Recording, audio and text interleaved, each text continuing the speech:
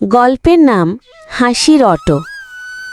শহরের রাস্তায় তখনও হালকা কুয়াশা, রোদের প্রথম আলো ফুটছে। রাস্তার একপাশে দাঁড়িয়ে আছে সবুজ হলুদ রঙের একটি অটো।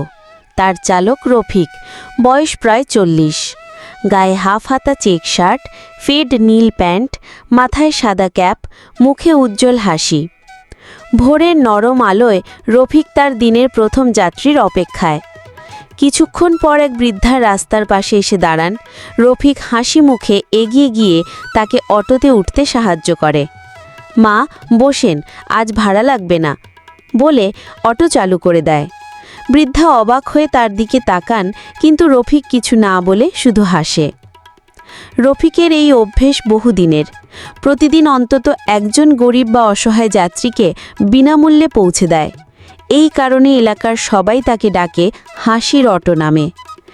একদিন সন্ধ্যায় হঠাৎ কালো মেঘে ঢেকে যায় আকাশ, সঙ্গে শুরু হয় বৃষ্টি আর ঝড়। রাস্তা প্রায় ফাঁকা।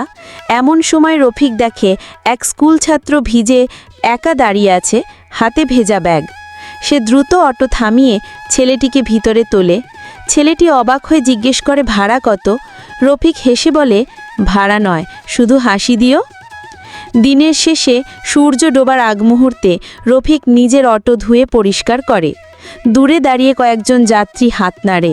তাদের চোখে কৃতজ্ঞতা আর মুখে হাসি, কারণ তারা জানে এই অটো শুধু মানুষ বহন করে না, সাথে নিয়ে চলে মমতা আর মানবিকতার গল্প।